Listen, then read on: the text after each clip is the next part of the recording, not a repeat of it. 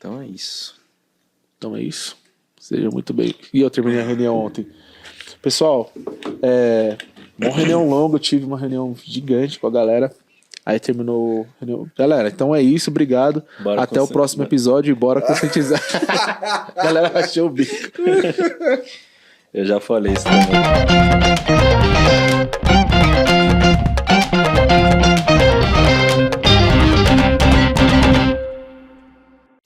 Sejam muito bem-vindos a mais um episódio do TechSec Podcast. Hoje um episódio muito especial e eu tô aqui com ele novamente. Meu parceiro Josu, e aí? Na paz? Na paz do Senhor? Na paz de Deus. Hoje é Hall da Fama, hein, gente? Hoje é Hall da Fama. Vocês já sabem, não adianta eu ficar aqui falando, porque aqui embaixo tem o nome do nosso convidado e aqui em cima a fotinho dele aí bem chique. Diretamente de Brasília. Mas antes da gente apresentar ele, vamos começar aqui com os nossos parceiros e patrocinadores. É isso aí. A Hacker Rangers é a principal plataforma gamificada para a conscientização de segurança cibernética nas empresas. A Hacker Rangers, pessoal, tem mais de 400 templates de phishing disponíveis para a simulação de phishing na sua empresa, e é claro que a Hacker Rangers, o phishing é parte dinâmico do jogo. Se o usuário cair numa fraude simulada, por exemplo, ele perde pontos e é incentivado a recuperá-los ao completar as suas atividades. Vire o jogo contra o cybercrime com a Hacker Rangers. E quem trabalha diariamente com segurança da informação sabe como é desafiador lidar com todas as ameaças e os riscos, mas a boa notícia é que a gente não precisa fazer isso sozinho. Existe uma solução no mercado para os times de cyber escalarem o tratamento das ameaças cibernéticas, a Axor, e a plataforma da Axor combina Cyber Threat Intelligence e proteção contra riscos digitais e monitoramento completo. A gente agradece mais uma vez a preocupação da Axor, a parceria e a preocupação aí com conscientização acima de tudo. A gente também tem a G2 Brindes personalizados, um parceiro aí que está com a gente desde o início. E lá você, pessoa jurídica, pessoa física, pode pedir para eles produzirem estojos, sacolas. Olhou para mim e pediu cola, hein? Garrafinhas. Bags.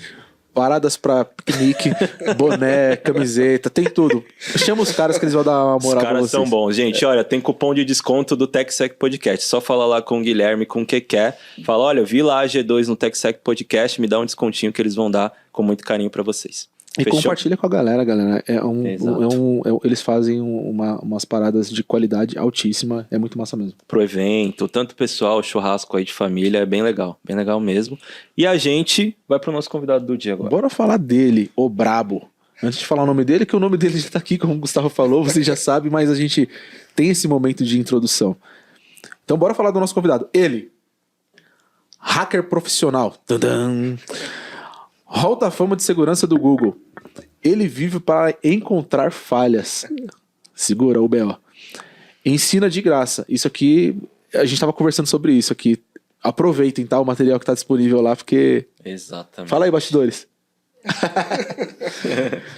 Diretamente do Hack na Web para o TechSec, recebemos com muito carinho Rafael Souza. Seja bem-vindo, meu velho. Poxa, muito obrigado pelo convite. Como eu sempre digo na minha página, não tenho nem roupa para esse momento. Muito obrigado.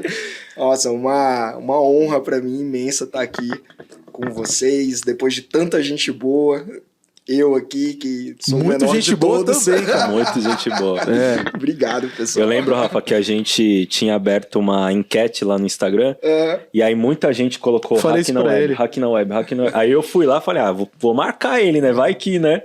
Aí ele, bora. Aí eu acho que foi, tanto que foi em março, que a gente já agendou o EP de julho. Que bacana, cara. Falei obrigado pra você, aqui. Isso aqui se chama MFA, galera. O Gustavo, ele chegou um pouquinho mais tarde, eu falei exatamente isso pra ele, sem combinar o jogo, tá vendo? Muito louco.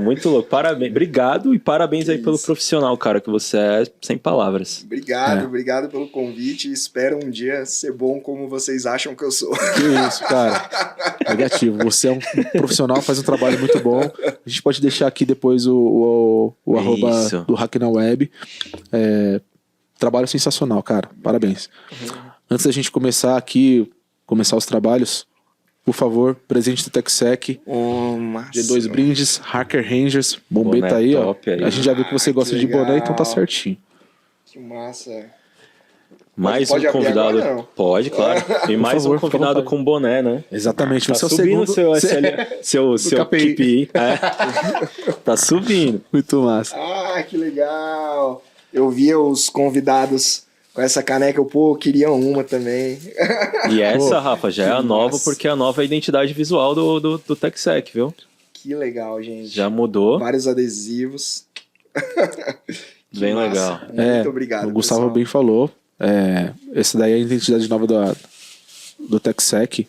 Ele tá com uma carinha nova aí. Agora a gente tá vindo forte, viu, galera? Cara, que legal. Segura o B.O. Vou botar aqui. Antes da gente começar, deixa eu te ajudar aí. Show. Eu tenho... Fica em paz, meu velho. Fica em paz. A gente tem um momento aqui, antes da gente começar, Check do ladinho. já que você já abriu o presente, etc e tal. A gente tem um momento que começamos recentemente que chama Momento Fun Fact. Tem uma trilha sonora e tudo mais. Eu vou Feita por nós. Feita por nós. Exatamente. Então não espere nada audível. Então, eu vou falar o Momento Fun Fact, vai sair a trilha sonora e aí você fala na sequência, beleza? Beleza. As outras pessoas já vão saber disso, tá, pessoal? Então você já Sim. acompanha a gente pra gente não ter que falar disso toda vez. Então vai. Momento Fun Fact. Tan, tarararam, tan, tan. Momento de uma curiosidade sua. Uma curiosidade minha, eu tenho medo de altura. Caramba. Tá aí, seguidores do Hacker na Web. Rafa tem medo de altura. E a gente tinha um brinde que é um salto de paraquedas no final da CP, não vai rolar. Deus que me livre.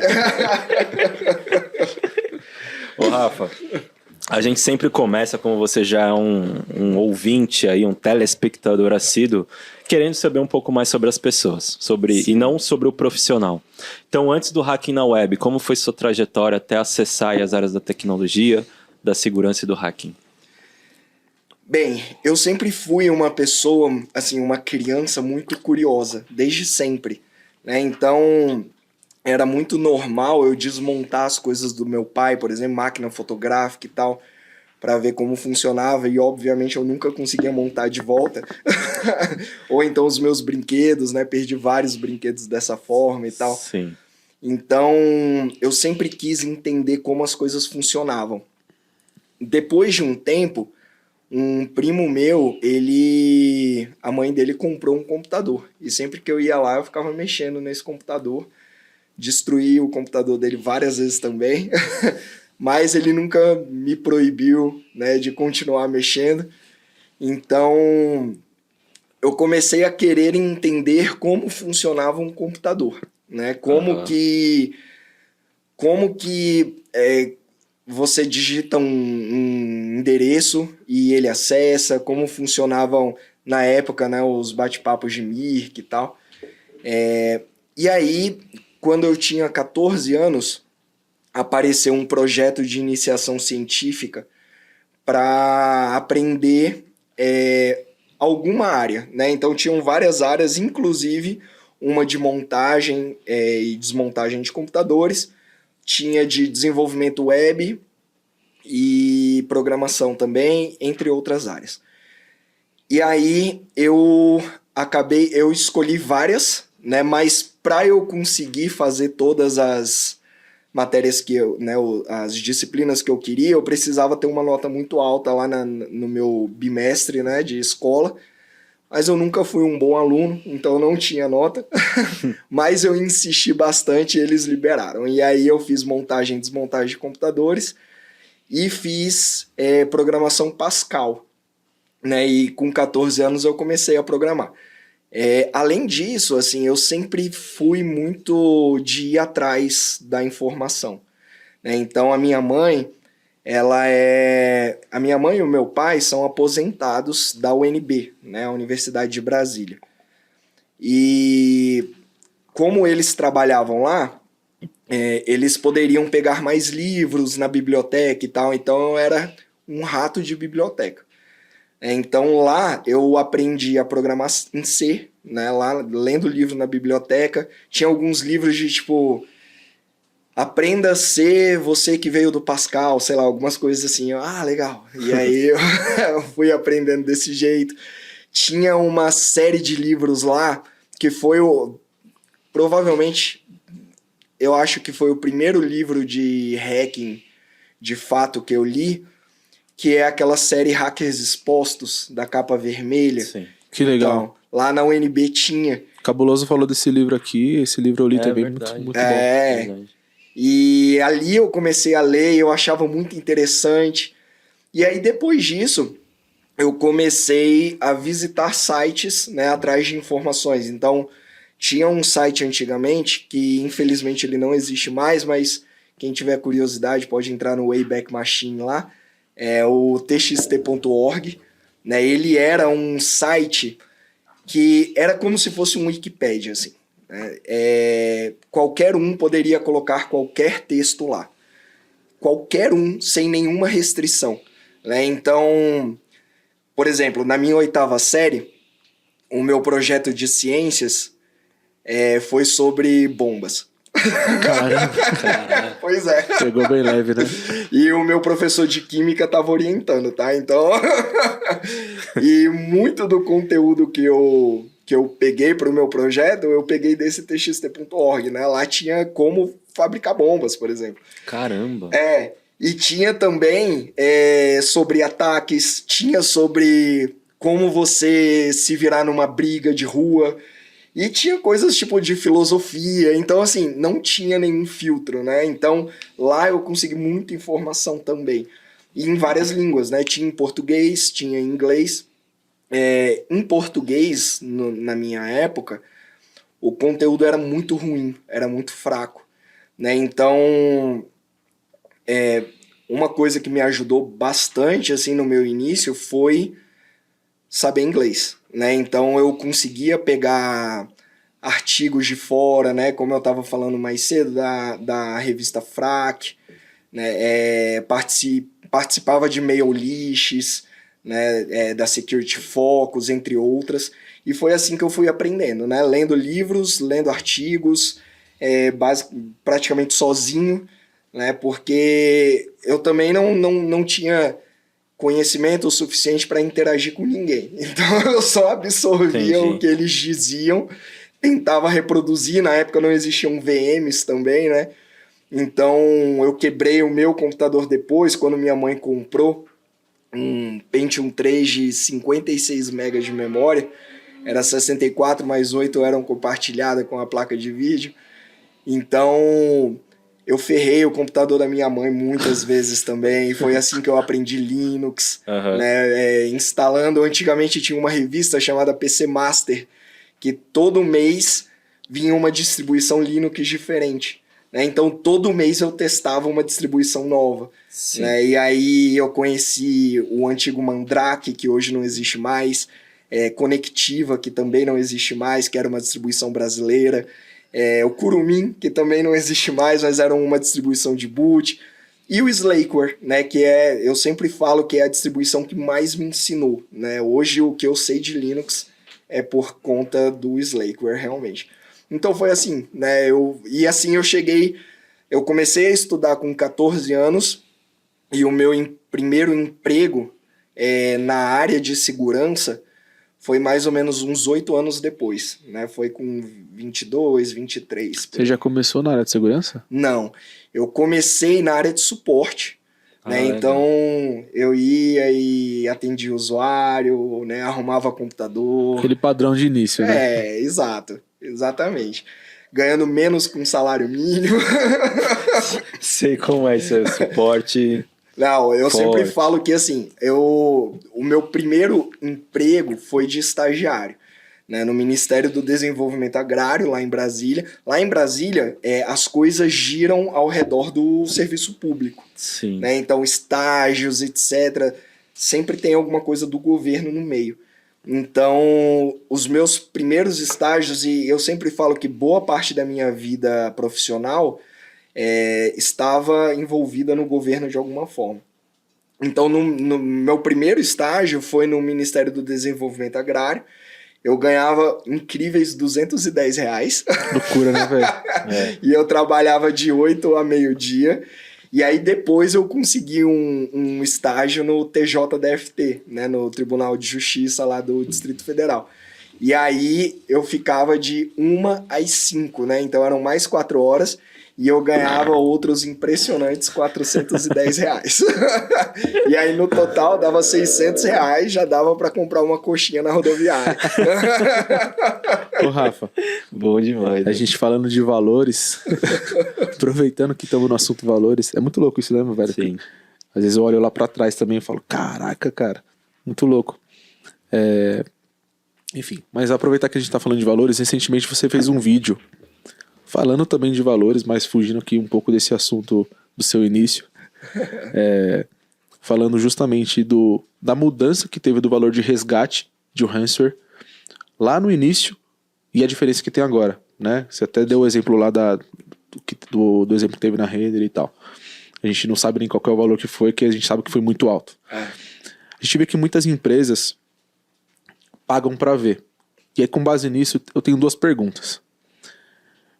Primeira, você acha que existe uma negligência de justamente pagar para ver? Será que vou deixar para ver se acontece e eu invisto depois? E segunda, qual você acha, na sua visão, que é o maior gap que as empresas deixam com relação a isso? Eles pagam para ver para ficar expostos com relação a esse ponto. Cara, a história dos ransomwares é bem interessante, né? Por exemplo, quando a gente vai lá para 1989, o primeiro ransomware da história, pelo menos, né, enfim, que você tem notícia, o Aedes Trojan, né? 1989 era uma época que se falava muito de AIDS, né, e etc. E um cara pegou a lista dos principais pesquisadores sobre a AIDS e mandou para a caixa de correio deles, né, fisicamente mesmo, mandou um disquete para a caixa de correio de 20 mil pesquisadores. Esses caras abriram esse disquete e quando ele abria um formulário, né, de perguntas sobre AIDS e tal, de pesquisa, etc.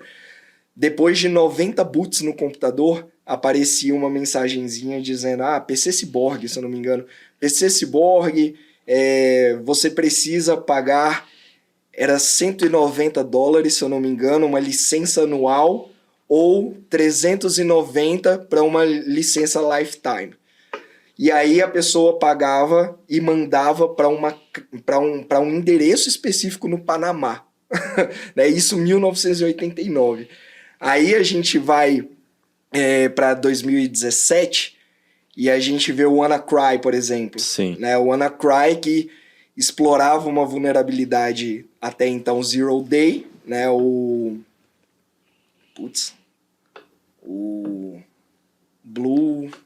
Eternal Blue. Da Microsoft, né? Isso, exatamente. Explorava uma vulnerabilidade, né? Da Microsoft, o Eternal Blue. E por conta disso, ele era um ransomware que tinha features, né? Ele tinha traços de worm, né? Que se espalha sozinho sem precisar da interação de usuário. Eu lembro que nessa época eu já trabalhava como gerente de tecnologia em um órgão público também, e eu lembro que assim, a instrução que a gente recebeu, né, de órgãos superiores, o SERPRO, era desliguem todas as máquinas de hoje para amanhã, né, porque estava programado que naquele dia aconteceria um ataque.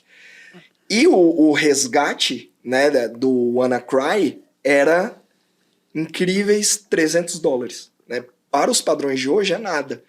A Black Fog, que é uma empresa de segurança, ela fez um report ano passado, 2022, sobre os preços, o valor médio dos resgates, né, de ransomwares hoje em dia. E a média é $250 mil.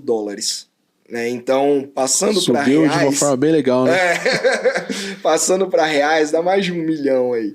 Né? Então, esse é o valor médio, né? De 189 lá, o Aedes Trojan, de 300 do WannaCry, hoje a média é 250 mil dólares.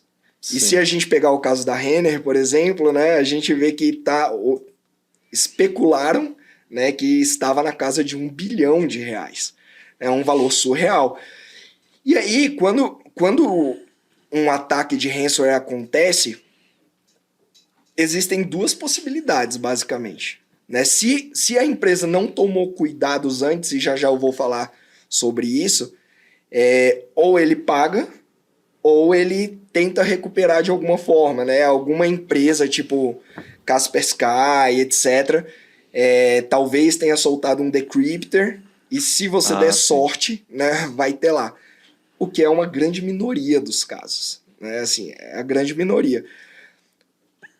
Se a empresa paga, por exemplo, a gente teve um registro da Universidade de Lincoln, nos Estados Unidos, eles pagaram um resgate. Né? O resgate era $50 mil. Aliás, não, perdão, $100 mil. Eles pagaram um resgate de $100 mil e o decryptor não funcionava. Resultado, eles não conseguiram recuperar e hoje né, se sabe que o prejuízo total que eles tiveram está na casa dos 50 milhões, se eu não me engano. Caramba. Então, assim, o custo de deixar para lá é muito mais alto. De pagar para ver, né? O custo de pagar para ver é muito mais alto. Né? Então, assim... Então, mas esse é o ponto. Na sua visão, você vê isso como uma negligência?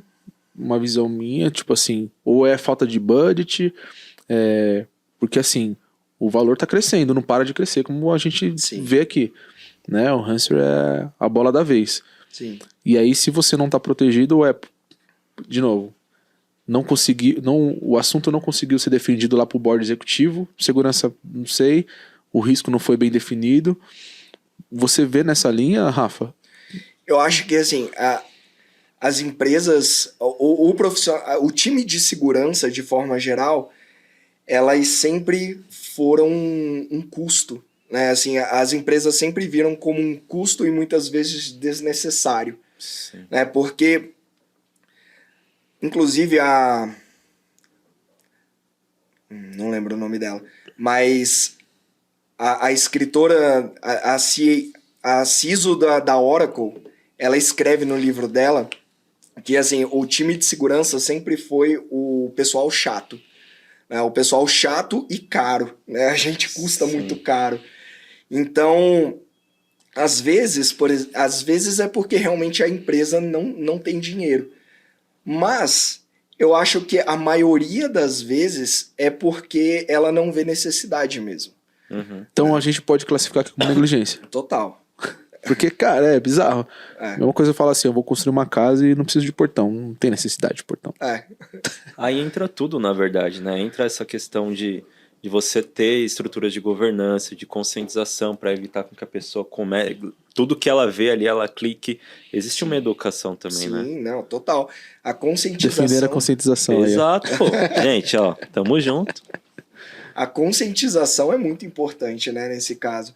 Porque boa parte dos casos de ransomware, eles começam com algum usuário. Né? Algum usuário da empresa que, enfim, deu algum mole, clicou em alguma coisa que não devia, né? Caiu em algum phishing, etc. E muitas vezes não precisa nem mesmo ser um phishing elaborado. É claro que, assim, se for uma empresa... de tradição na tecnologia e tal, aí realmente vai ser um phishing. Esses dias eu vi a Marina, né? A Marina, que já veio aqui, inclusive, eu também assisti o episódio dela. Esses dias ela tava falando, né? Que assim, gente, tem phishing que é praticamente impossível o usuário não cair. Né? O Tawan, quando ele veio aqui, ele falou sobre isso também, né? Tem um livro bem interessante do Brandon alguma coisa, 1 million followers, né? 1 milhão de seguidores. Esse cara é o responsável pelo marketing digital de empresas que vão fazer grandes lançamentos, tipo Warner. Ele também trabalha no marketing digital da Rihanna e outras grandes estrelas. E ele fala que, assim, no livro dele tá lá escrito que ele foi mostrar sobre a capacidade de segmentação do Facebook. né? Então ele ia dar uma palestra na NASA e ele falou assim, cara, eu vou mostrar para eles como que o Facebook é incrível e sabe sobre tudo deles. E aí ele fez uma campanha mega segmentada, né, para funcionários que trabalhavam naquele setor exclusivo da NASA, que estavam sempre naquele endereço, etc. E aí ele começou a rodar campanhas e usando gírias e jargões que eles usavam internamente, né? Tipo, para mostrar que assim era alguma coisa interna, etc. E basicamente ele dizia lá, estamos começando uma campanha para, sei lá, morar um tempo na Lua, era alguma coisa assim.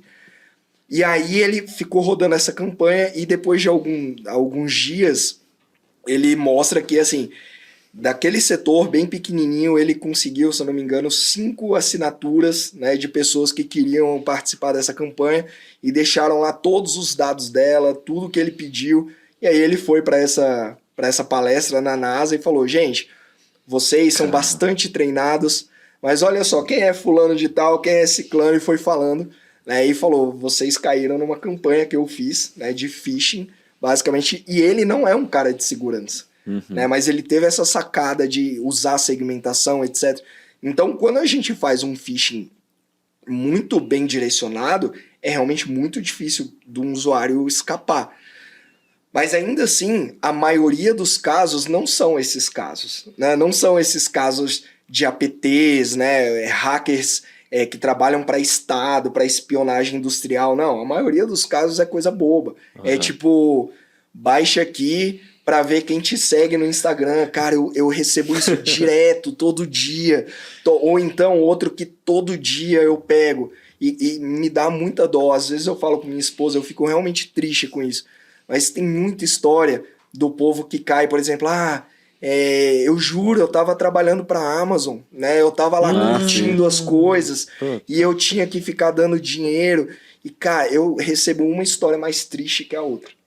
E assim, esse é o normal, né? Realmente a falta de conscientização, é a falta de cuidado com o usuário mesmo. E não só isso, né? Assim, as empresas, elas negligenciam backups, patches de segurança. Na minha história profissional, eu vejo o quanto as empresas, elas têm uma política... E eu já fui de suporte também, então eu sei como as empresas negligenciam essa parte de patch de segurança, né? Assim, muitas empresas, inclusive, desativam patch. Assim, não atualiza, não. Governo, empresas. E aí, mês passado, se eu não me engano, eu fiquei sabendo de uma campanha de APT da Coreia do Sul, não, da Coreia do Norte, que estava mirando diplomatas da Coreia do Sul. E lá, basicamente, eles estavam explorando falhas que já tinham sido corrigidas há anos, né? E eles eram do governo. E aí eu achei muito interessante. Cara, olha só, em lugar nenhum do mundo, as pessoas se preocupam, parece, muitas vezes, não é? É muito triste ver essa realidade e nos mostra o quanto nós temos trabalho a fazer, realmente. A inteligência artificial não vai tomar esse trabalho, talvez. É difícil. Eu já vi empresas que entram em conflito até com os pilares lá de confidencialidade, integridade e disponibilidade. Por quê? O cara ele tá focado mais na disponibilidade do que fazer uma atualização de patch. Sim. Então, se eu fazer a atualização, eu vou derrubar alguma coisa aqui que eu não posso perder nesse momento. E aí isso começa a conflitar com o negócio da empresa. Olha que loucura, cara. Sim. Que bate de frente com a segurança. É complicado. Louco. Não, a NSA, né, a Agência de Segurança Americana, de ano em ano, ela lança quais são as principais vulnerabilidades sendo exploradas por APTs. A gente vê ano após ano, sempre tem falhas que assim, já estão corrigidas há 5 anos, né, há 10 anos, e as pessoas não atualizam seus computadores, por exemplo. E quando a gente está falando de APTs, não são usuários comuns, são diplomatas, são presidentes, sabe? São ministros. Sim. Então é um problema realmente, não apenas no Brasil, mas no mundo inteiro, aparentemente, né? E tem muita gente que indo nessa linha de ransomware, de phishing que você trouxe aí, que também fica dependente de uma ferramenta. Nada contra, galera, mas assim, às vezes o cara acha que ele comprou uma ferramenta, o EDR lá da vida, o XDR, tá tudo bem. Cara, você tem que tunar a regra, você vai ter que, enfim... Monitorar. Exatamente.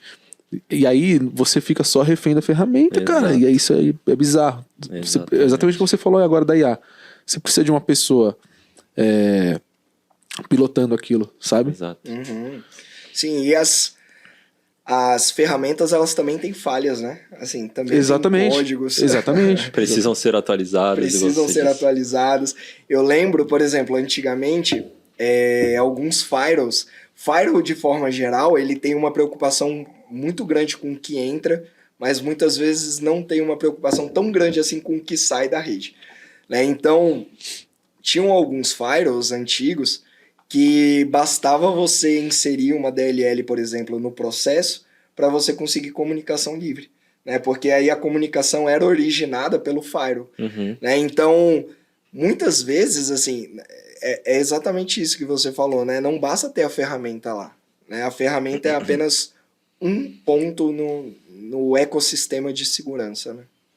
Ô, Rafa, eu achei genial um negócio que você... A gente tá no começo do papo, ele já falou sobre a NSA, ele já falou sobre 2 livros. E a pergunta é, cara, o quanto o profissional de segurança precisa estar atualizado e precisa estudar? Ou não, porque deve ter profissionais aí, existem alguns que eu conheço, que não estudam mais. Acham que já sabem de tudo. Mas o quanto esse profissional precisa estar atualizado, é tipo médico, né? Lembram que falam de médico? Cara, quer ser médico, você precisa estar sempre estudando. Se a gente for fazer uma analogia, o profissional de segurança precisa estar sempre estudando? Nossa, sim, com certeza. Eu estava falando mais cedo pro Josu, né, que eu comecei a estudar com 14 anos. Hoje eu tenho 36. E eu continuo estudando, né? São 22 anos estudando. E hoje em dia tem várias tecnologias que eu ainda não domino. Né? Então, as tecnologias, elas vão mudando com o passar do tempo. Né? E é necessário que, assim, à medida que as coisas vão mudando, eu também conheça como elas funcionam. Se atualize junto. Se atualize junto. Senão ele vira um patch desatualizado. É isso. Que louco, né? Porque no final das contas é o que eu sempre falo, assim. Na minha visão, e eu falo muito isso lá na minha página, é necessário não apenas conhecer a ferramenta, mas como ela funciona por baixo dos panos. Né? Então, por exemplo, esses dias alguém estava falando sobre Docker lá, né? E aí colocaram assim, porque Docker é virtualização e não sei o quê. E aí eu fiz uma sequência imensa de issues mostrando como o Docker funciona em baixo nível, né? no Linux, usando as features como ser groups e várias outras features do kernel do Linux. Né? Então, quando você conhece a fundo uma tecnologia, você sabe como subverter ela, né? Essa é a palavra melhor, realmente. Sim. Como você conhece as fraquezas dela para explorar elas ou modificar o funcionamento delas, né? A galera do hardware hacking é muito isso, né? Assim, de conhecer profundamente como um determinado dispositivo funciona para alterar o funcionamento dele, né? Ou fazer o bypass dele. Então, no final das contas, não basta você conhecer a tecnologia, é necessário conhecer no mais fundo dela. Cara, mano, genial. Até nessa uma frase aqui, ó. O quanto você atualiza o patch do seu mindset. Ou o seu patch pessoal. Muito bom. Você, até falando desse assunto, que esse assunto é muito massa. Hoje você é um cara que gera conteúdo, né? A gente vê aí, enfim, tem muita coisa muito boa. E boa, tô sendo muito simplista aqui, cara. É um material muito bom. A gente tava conversando aqui nos bastidores. Se você fosse falar pro nosso público, estudante, como que o Rafa se atualiza? Você falou que não parou de estudar, né? Mas como que você se atualiza hoje? O que você busca? Pra onde você olha? É isso. Cara, hoje eu leio muito livro, né? Até hoje eu leio. Então leio muito, eu adquiro muitos livros, né? O tempo inteiro eu tô lendo. Eu tenho um tablet que eu comprei só para leitura, porque na minha estante, na casa da minha mãe, quando eu morava lá, já não tinha espaço mais para livros. Hoje, na minha casa, casado, já não tem de novo. Que legal. Então, Cara, legal. eu leio muito artigo também, né? E vejo, assim, o que a galera tem postado no Twitter, né? Então, por exemplo, o Portswigger Daily, né, do pessoal do Burp, eles colocam as pesquisas deles lá todo dia, vulnerabilidades que eles, tava aqui vendo, sei lá, o protocolo HTTP, a versão 3, e descobri isso aqui, né? E aí eu, cara, que massa, e aí eu tento reproduzir em laboratório, né? Então, Portswigger Daily, The Hacker News é mais para ver notícia mesmo. Mais feed, né? Mais feed. Eu vejo muito também a galera de vírus, né? Então, VX Underground, analistas de malware, né? O Mercedes, como eu estava falando mais cedo, Sim. e outros grandes analistas aí fora, né? No Twitter eles postam muita coisa. Então, geralmente, quando eles postam, eu pego o malware que eles postaram e faço engenharia reversa neles para entender como eles funcionam. Então, muito conhecimento que eu hoje tenho foi fazendo isso. Foi fazendo engenharia reversa em malwares. Por exemplo, foi fazendo engenharia reversa em malwares que eu descobri algumas APIs não documentadas da Microsoft, né, do Windows, que alguns malwares exploravam. E aí eu fui na documentação lá da Microsoft, né, no MSDN, e não tinha nada falando. Aí depois eu descobri um site do George Chapman, se eu não me engano, NT Undocumented, né, que são APIs que não são documentadas pela Microsoft, mas alguém fez engenharia reversa e achou lá no meio. E aí ele bota lá, essa API faz tal coisa, os argumentos são esses, né? Então eu aprendo muita coisa assim. Por exemplo, há pouco tempo atrás a gente teve aquele malware bancário que estourou com aquele vídeo do Nubank, né? Olha só, quando eu faço Pix, aí trava a tela e não sei o quê. Eu consegui esse APK, né? Esse malware, fiz engenharia reversa nele e descobri como ele funcionava, né? Usando as APIs de acessibilidade do Google, né? Do Android. E aí eu escrevi como aquilo funcionava. Cara, que massa! Olha só como a galera é engenhosa realmente. E eu aprendo muito desse jeito, né? Então, vendo o Twitter, vendo o que a galera tá postando, vendo notícias, vendo a pesquisa do pessoal. Antigamente, eu via muito as palestras que eram feitas na DEF CON e na Black Hat. Antes eles postavam o conteúdo, né, as palestras no Emule, antigo Emule. Grande Emule. No Torrent também, e num servidor HTTP deles. Eu baixava várias dessas palestras para ver o que eles estavam fazendo, entender como eles chegaram naquele resultado, né? Então, outra forma que eu uso para me atualizar é ver conferências, né? Estejam nas conferências. Engraçado que eu nunca participei de nenhuma conferência pessoalmente. É mesmo? Porque como as conferências, a maioria acontece aqui aqui em São Paulo, e as de fora do Brasil, né, tipo Las Vegas, etc. E eu nunca tive dinheiro ou tempo para ir nelas, né? Então, quando eu era mais novo, eu não tinha dinheiro.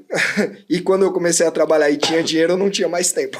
Então, acabou que, assim, eu acompanhava as conferências pelo que eles postavam. Que legal, hoje em cara. dia, tem muita conferência que posta no YouTube, né? As palestras, etc. E eu assisto todas elas. Enfim, é assim que eu me atualizo. Caramba, você ama mesmo a parada. Eu gosto. Vocês tomaram nota? Foi uns 5 minutos aqui de material que o Rafa trouxe pra vocês. Precisa estudar, prova que precisa estudar, gente.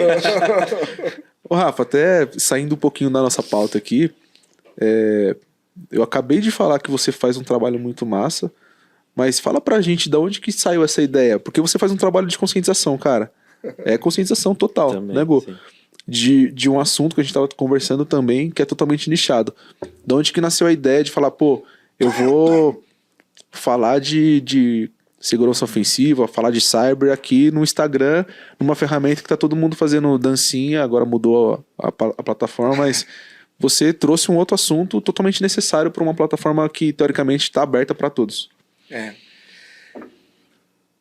A ideia foi da minha esposa. Inicialmente, na verdade, eu queria sair da área de tecnologia. Porque apesar de amar muito ela, quando você trabalha com ela, é outra coisa. Então, aquele hobby, aquela paixão, muitas vezes, ela não morre, ela continua lá. Mas muda um pouco de foco, porque aí tem prazo, aí tem chefe. Pois é. Então, eu sempre digo isso, assim, se você tem uma paixão por algo, comece a trabalhar naquilo e passe a odiar. E passe a odiá-la, né? Uhum. É bem isso. Então, eu tava realmente querendo sair dessa área, e eu tenho algumas outras paixões, como eu estava falando mais cedo pro Josu, eu gosto muito de psicologia, gosto muito de filosofia, e eu estava querendo mais ir para essa área mesmo. Gosto muito de matemática, eu dei aula de matemática por um tempo, e eu estava querendo sair da área de tecnologia. Mas a minha esposa disse, Rafa, você gosta muito da área de tecnologia. Não faça isso. Não faz isso. E aí, por conta dela, eu estou aqui hoje, Que legal, graças cara. a ela. Que legal. Ela é um motivo de tudo. Obrigado. Que legal. Obrigado, viu? E tá valendo a pena, sim? Tá O demais. público entrando em contato, seguidores, inscritos, a galera precisando de ajuda. Cara, hoje em dia tá valendo muito a pena, porque depois de um tempo eu consegui realmente viver hoje do meu negócio, Então hoje eu tenho a minha empresa, e é outra coisa, Aí hoje a paixão voltou, realmente. O chefe é você, né? Ou a esposa, gente. Ou a esposa, exato. Que legal, cara. Parabéns aí, ó, pessoal, os seguidores aí do Hacking na Web. Tá aí a história de onde nasceu. Você falou de um negócio de um tema interessante. Tem um estudo, eu não lembro agora a fonte, mas tem muitas fontes. E aí, saindo da pauta totalmente aqui também. Mas ele fala que os profissionais de tecnologia, até 2025, se eu não me engano, eles estarão em outras profissões. Sei lá, vendendo coco na Bahia, fazendo qualquer coisa, menos trabalhando com segurança, talvez por causa do burnout, talvez por conta da sobrecarga. Como que você vê esse movimento, o Rafa? Polêmica. Polêmica. A Helen Payton, ela escreve no livro dela, que é a CISO da Oracle, que eu falei mais cedo, lembrei o nome dela, que mais cedo eu não lembrei, mas agora eu lembrei. Ela escreve lá que, assim, a maioria dos CISOs, tem uma estatística e mostra que a maioria dos CISOs sai da área em 2 anos. E ela fala assim que ela viu isso na história dela. Que loucura, cara. No trabalho dela. Momento estatística. Momento estatística. Então, eu acho que assim, a área da segurança é uma área que você vive ela. Quando a gente estuda psicologia, tem alguns trabalhos que mostram que... Eu falo isso direto com minha esposa. A profissão interfere diretamente na vida das pessoas, na vida do profissional. Então, por exemplo, um advogado criminal, ele tende a buscar falhas em todas as relações humanas dele. Isso ele traz o trabalho dele para a vida dele. Assim como um policial faz o mesmo, e nós também fazemos. Então, a gente vive a área mesmo quando não estamos envolvidos nela diretamente. Porque, como a gente estava falando mais cedo, o hacking ou a área de segurança, ela não é apenas o conhecimento em si, ou saber como funciona um ataque, etc., mas é realmente uma forma de pensar. E a gente não tem como você desligar a forma como você pensa em determinada... Sim. Tem um outro artigo bem interessante mostrando como a linguagem de programação interfere na forma de pensamento da pessoa, né? Então, é isso. Assim, a pessoa, o profissional, ele vive aquilo e não tem como desligar, né? Eu tava falando esses dias, eu acho que com o Tauan ou com a Gabi, eu não me lembro bem, mas a gente tava conversando sobre isso, né? Como o profissional de segurança, o negócio depende dele, de certa forma. E aí a gente entra, por exemplo, na questão de ética, né? Tem um livro muito interessante chamado The Pentester Blueprint. E o autor coloca uma coisa que eu acho muito massa. Ele fala assim, muitos querem entrar na área de hacking ético e esquecem do ético. Sim. Né? Então, é necessário, assim, o profissional de segurança, e a Helen também coloca isso no livro dela, a parte de ética, a parte de confiança é muito importante. E isso você não vive apenas no seu trabalho, mas é necessário você viver na sua vida. Né? Se, como dizem, né? Se você é fiel no pouco, né, será fiel também no muito. Né? Então, é necessário que você seja ético na sua vida para que também seja ético na sua profissão. É necessário que você tenha preocupação sobre os seus amigos, sobre a sua família, para você também ter preocupação no seu trabalho. Né? Então, o profissional de segurança, ele vive a profissão 24 horas por dia, não tem jeito. Não dá pra... É loucura, né? É muito louco isso. Eu trabalho na consultoria. E de fato, tipo, eu tô de férias, vai. Tô de férias desligado, 100%. Celular desligado, falando com ninguém. Mas se eu ver uma notícia de alguém que é cliente nosso, da nossa consultoria lá, eu vou ficar, pô, cara, será que a gente pegou? Se não pegou? Será que... Você já se conectou de novo. Exatamente. Né? Muito louco isso que você trouxe, cara. Antigamente, na página, eu colocava um negócio na sexta-feira que era a sexta da depressão. E aí eu dizia assim, porque todo profissional chega na sexta e fala, sextou, não sei o quê. O profissional de segurança não tem isso. Não tem. É sexta, é sábado, é domingo, é todo dia. Sextou é quando bate a sala de war room pra você entrar.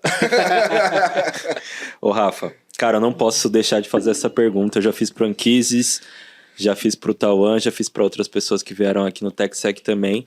Mas na sua visão, o que é ser hacker? Eu tava falando mais cedo pro Josu também, né? A minha visão de hacker é a visão que o Eric Raymond coloca no The Hacker's Dictionary, né? No dicionário hacker. Ele bota lá que é um cara muito curioso, que gosta de saber como as coisas funcionam, né? Gosta de entender como as coisas funcionam tão a fundo que conseguem subverter o funcionamento daquilo se quiserem. Né, eu acho que essa é a definição melhor, assim, né? Alguém extremamente curioso, gosta de entender como as coisas funcionam e consegue também encontrar falhas, né? Conhece tão bem que tem um CISO, né, americano, que ele escreveu um artigo dizendo exatamente isso, que às vezes o hacker, né, ou o profissional de segurança, o pentester, etc., ele conhece mais o sistema que os próprios desenvolvedores. Sim. E é exatamente isso, né? É alguém que gosta de entender profundamente como as coisas funcionam. É a profissão do momento? Olha, eu acho que é uma área que tem recebido muita atenção, mas não sei se as pessoas realmente querem o que elas... Eu acho que as pessoas têm muito mais interesse no que elas acham que é a área do que de fato é. Sim. Eu vejo isso muito, né? Assim, muitas pessoas me procuram e quando eu falo para elas, por exemplo, começa a estudar programação, depois começa a estudar redes, depois estuda sistemas operacionais, depois estuda desenvolvimento web, né? Banco de dados, uma linguagem ali server-side, um framework, HTML, CSS, JavaScript, muitos desistem. Aí eles falam assim, mas quando eu vou começar a ver ataque? Sim. E aí eu falo pra eles assim, cara, Se eu te ensinar, por exemplo, uma meia dúzia de comandos e você chegar em um ambiente ou alguma coisa diferente ou um ambiente que esteja protegido por aquilo ali, você não vai conseguir se virar, porque você não entende o que está acontecendo. Né? É que nem, por exemplo, nada contra, mas no GitHub, muitas vezes você encontra listas de payloads específicos para, sei lá, explorar XSS, né? E tem uma lista imensa. Tem uma galera que vai e copia linha por linha, né? E cola para ver se acha alguma coisa. Pô, ok, é uma forma, mas será que a pessoa entende por que o payload foi executado, por exemplo? É muito... Eu acho que, assim, para mim, a graça não é tanto conseguir explorar alguma coisa. Né? Isso é legal? É legal, mas muito mais legal é você entender como aquilo funciona. Ô, Rafa, mas é justamente nesse ponto que eu tava falando pra você naquela hora, tipo, naqueles cursos de hacker. Que, assim, Fique milionário. a gente tava falando sobre esse assunto. Uhum. Mas é justamente por isso, exatamente por isso que eu comentei com você, vai. Você compra um material lá, enfim, um e-book da vida, algum curso, que o cara te dá algumas linhas de comando e te ensina a fazer algumas linhas de comando, assim, ó, sei lá, te ensina a fazer um brute force da vida. Puf, beleza. Mas se o cara não sabe, enfim, não sabe conceitualmente o que é uma diferença de um TCP, não sabe o que é uma porta alta, não sabe as diferenças de camada de rede, ele não vai ser. Então a escola continua sendo a questão de curiosidade de você saber muitas camadas de segurança, que o Gustavo até trouxe aqui, né? Tem muita coisa, tipo, ele falou de governança, conscientização, sim. Mas para esse profissional ele também precisa se aprofundar em coisas ali. Sim, sim. Mas é justamente isso que eu quis dizer para você naquela hora, porque assim, não é simples, né? E aí vocês falaram justamente da questão da pessoa estar vindo para a área, e olha como faz uma loucura aqui de coisas. Você falou que o CISO sai, a escritura lá... Em média de 2 anos. Em média de 2 anos, aí você perguntou se é a profissão do momento, de pessoas querendo vir, outras querendo sair. Quem tá quer sair, quem não tá quer entrar. Eu não vejo que é assim. Eu acho que às vezes é a questão da paixão, tá ligado? Porque assim, a gente, assim como qualquer outra profissão, sim, a gente não deve estar só por conta da grana. Porque grana por grana, a gente vai fazer alguma coisa que a gente vai falar, pô, cara, trabalho com isso me traz um retorno financeiro e beleza. Mas qual que é a paixão que você tem em executar aquilo que você trouxe? Pô, tava cansado, mas aí eu achei de novo a paixão de fazer o material, tem alguma coisa que volta, sabe? Sim. E quando a pessoa, as pessoas novas, vem só por conta da grana, ela vai se frustrar, meu velho, porque tem muita coisa que precisa estudar. Não é simples, eu vou atacar, eu sei uma linha de comando e tá tudo certo. Perdão. É por isso que eu acho que a carreira o sonho da molecada aí de querer ser jogador de futebol é o maior que tem hoje pros meninos. Porque eles olham só os louros. Puto, o Neymar tá lá no Barcelona, tá no PSG, tá ganhando muito dinheiro. Mas quando você começa a vivenciar ali, segunda e sexta é treino, cara. Tem lesão. Treino de novo. Vai pra um time da Série D. Ficar dando volta no cone, é chato pra caramba. Pra chegar no A...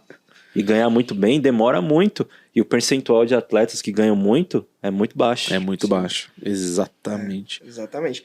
Qualquer profissão, para você chegar em alto nível, requer muito suor, né? Jogador de futebol, eu gosto muito de basquete, né? Então a gente vê os relatos, por exemplo, do LeBron James, do Michael Jordan, que são pessoas que chegaram no mais alto nível. São pessoas que, assim... treinavam incessantemente, né? Chegavam muitas vezes antes de todos do time e só iam embora depois que todos já tinham saído. Né? Então, você chegar no alto nível requer muito suor. E a grande maioria das pessoas não quer isso. Sim. Exato. Eu acho que perfeito. Isso aplica totalmente para o nosso mercado, para o nosso nicho. Estudantes, pega a visão. Treina e estuda, né? Tem no documentário do Kobe, eu acho, que chega um cara, um parceiro dele, aí falou assim, cara, eu cheguei antes, achando que eu seria o primeiro. O Kobe já tava suado, trocando de tênis. Nessa hora ele falou, hoje a gente vai ganhar o jogo.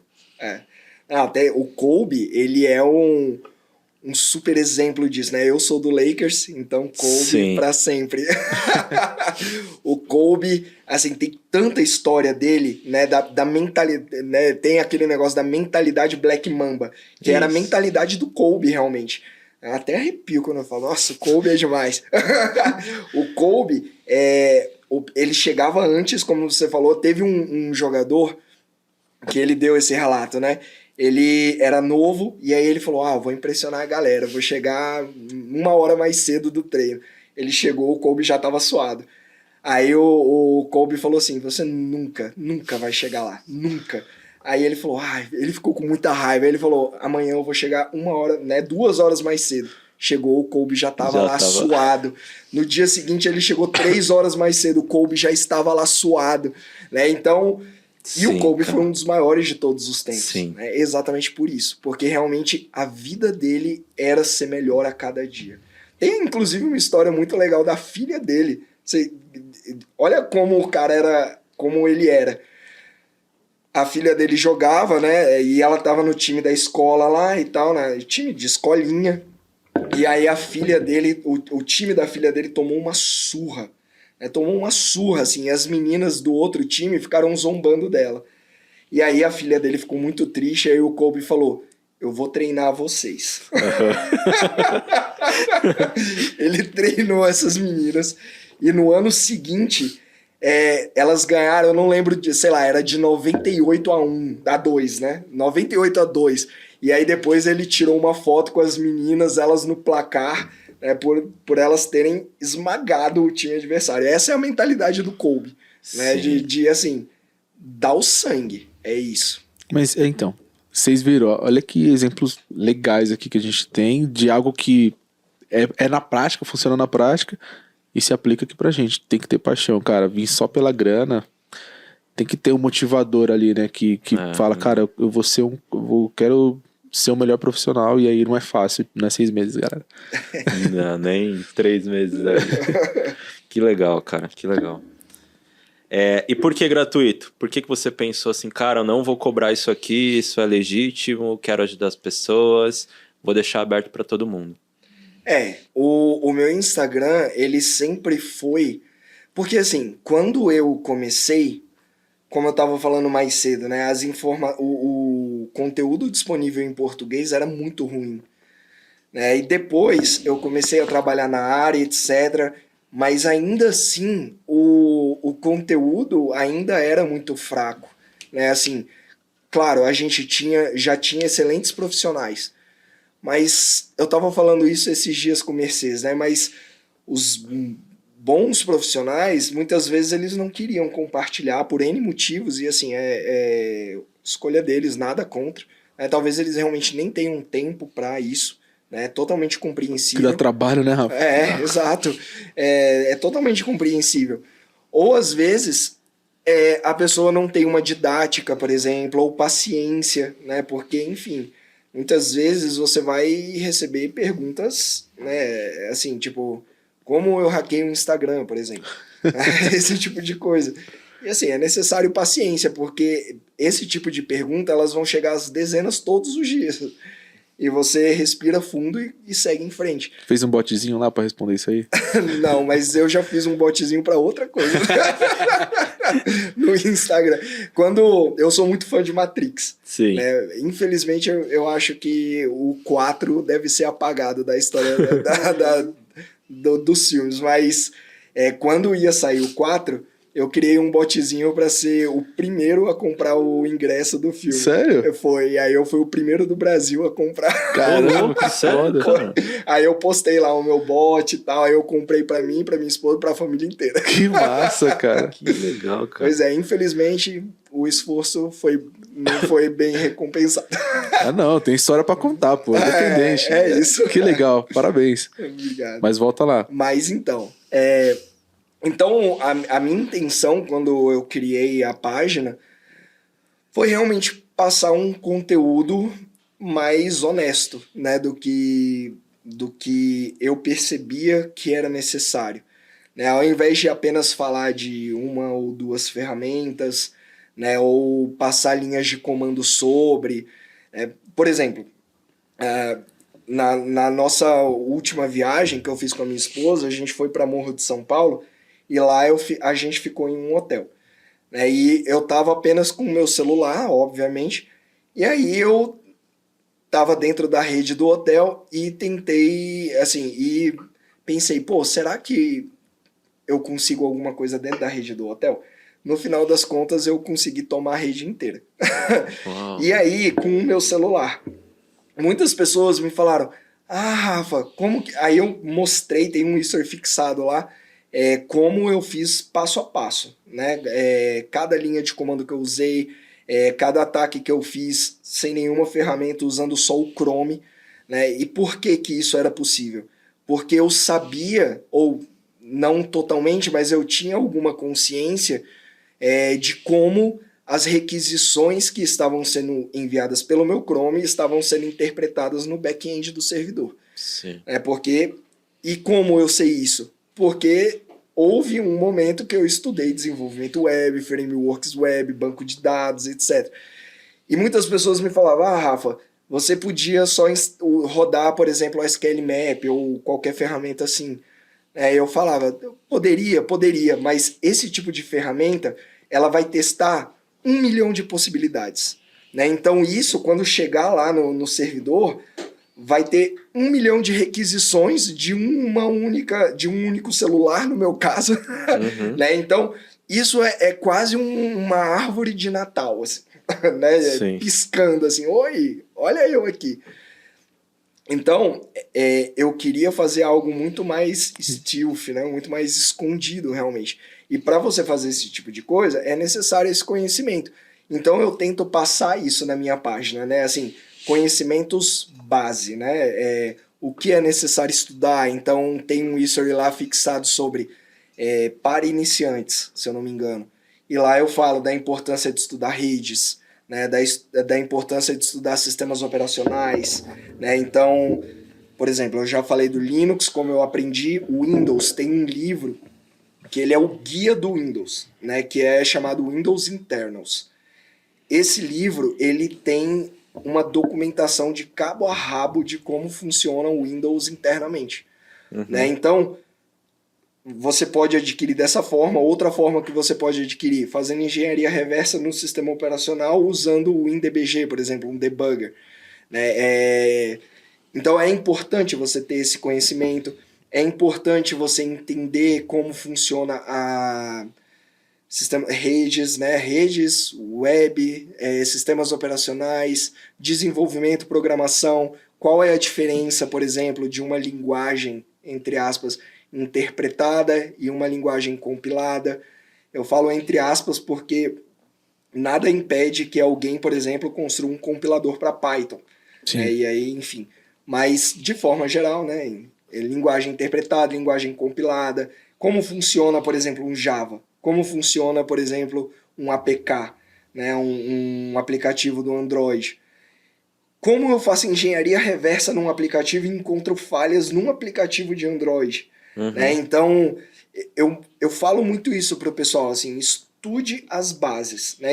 Ontem, alguém me perguntou assim, Rafa, que você acha de... Você acha que um hacker precisa dominar a inteligência artificial? Eu peguei um livro aqui, tem muitos conceitos, não sei o quê.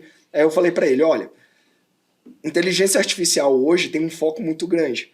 Quando eu comecei, apesar de inteligência artificial ser muito antigo, né, quando a gente pega o livro lá, Inteligência Artificial, né, que é o guia de inteligência artificial, a gente vê que lá na década de 70 já tinha coisas de inteligência artificial, mas não eram tão comentados como hoje em dia.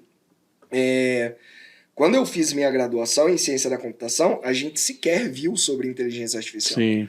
Hoje, qualquer graduação de ciência da computação tem alguma cadeira de inteligência artificial. Vai falar sobre. Então, assim, eu cheguei até aqui, depois de 20 anos estudando, sem estudar sobre inteligência artificial. Comecei a estudar agora. Né? Então, assim, muito mais importante que você estudar as ondinhas do momento é você estudar a base da computação, né? Porque isso vai permanecer por décadas. Né? A base de redes de hoje é basicamente a mesma base da década de 70, por exemplo. Uhum. A base de sistemas operacionais de hoje é a mesma base, basicamente, da época do Tannenbaum lá, né, antigo. Enfim, então é muito mais importante que estudar as ondinhas do momento, é estudar realmente Conceito. o conceito, exato, o fundamento de tudo, né? Você acha que é só uma onda, assim? Porque se a gente for comparar, o ano passado todo mundo falava de metaverso. É verdade. Esse ano, estão falando? Não falam mais de metaverso. Talvez esse ano é o ChatGPT. Você acha que é só uma onda ou existe uma tendência forte de que daqui para frente a gente vai falar muito de inteligência artificial? Olha, inteligência artificial especificamente, eu acho que não vai morrer. Assim, e não é uma onda de momento. Diferente, por exemplo, quando a gente pega padrões de desenvolvimento, né, linguagens web, todo dia aparece alguma nova e morre. Framework JavaScript, então, todo dia é uma nova. Mas inteligência artificial vai ficar aí por muito tempo. E eu acho que é uma área muito legal, porque inclusive no livro, né, que eu falei agora há pouco de inteligência artificial, ele fala que é uma área que envolve muitas áreas, né? Envolve computação, envolve matemática, envolve filosofia, envolve neurociência, né? Então, eu acho fantástico porque eu gosto de todas essas áreas, então eu gosto pra caramba de estudar sobre. Mas eu acho que, assim, inclusive, eu estava lendo um artigo ontem falando, assim, que já se está preocupado que em um futuro próximo comecem a aparecer malwares usando inteligência artificial. Né? Não apenas desenvolvido por como hoje alguns já fazem. Né? Alguns bandidos usam o ChatGPT para criar um phishing ou etc. Não, mas malwares que tenham capacidade de inteligência artificial, né, se desenvolver ali, né? Exatamente. Então, hoje já se fala sobre, já tem algumas provas de conceito, mas ainda não tem nenhum malware de fato rodando sobre. Então, é uma tendência. Eu acho que, assim, na área de segurança, eu vejo algumas tendências, né? Então, por exemplo, uma outra tendência que é super próxima, na minha visão, é ataques IoT. A gente vê que todas as coisas estão ficando cada vez mais conectadas. Smart houses, a gente tem casas inteligentes, relógio inteligente, televisão inteligente. E, basicamente, o que é esse inteligente? De forma geral, esse inteligente significa que os dispositivos se conectam entre si. Estão integrados. Estão integrados entre si, compartilham dados entre si, e não só isso, muitas vezes podem ser acessados externamente. Em 2018, o Washington Post fez uma matéria mostrando que hackers estavam conseguindo invadir bebê monitores, né? Teve um caso específico que um hacker conseguiu invadir um bebê monitor de uma casa americana e ele estava fazendo ameaças para os pais do bebê. Então, câmeras acessadas remotamente. Esses dias a gente estava andando numa loja de materiais de construção e materiais de casa e etc. E eu vi lá uma fechadura inteligente. Uma fechadura que ela permitia que o dono, né, da casa abrisse uma porta remotamente pelo aplicativo Android ou iOS. Cara, imediatamente eu olhei aquilo e falei, se eu encontrar uma falha nesse aplicativo e conseguir abrir essa casa remotamente. E aí eu fiz isso e marquei o desenvolvedor lá, nossa, me dá uma para testar. E ele veio no particular, né? Poxa, vamos fazer uma parceria, não sei o que, blá, blá. Pô, vamos, eu posso testar a segurança do produto de vocês e tal, ver se eu consigo achar alguma falha. Nunca mais me respondeu. Então, no livro Practical IoT Hacking, né, hacking de dispositivos IoT na prática, No último capítulo, no capítulo 10, ele mostra uma situação hipotética de uma invasão a uma casa inteligente. Né? Então ele mostra, assim, passo a passo como ele conseguiria dominar a casa inteira, né, remotamente. Esse é um negócio que, assim, de vez em quando eu falo sobre isso no meu Instagram. Não é muito, mas de vez em quando eu falo sobre isso porque as pessoas, de forma geral, não gostam de falar sobre isso.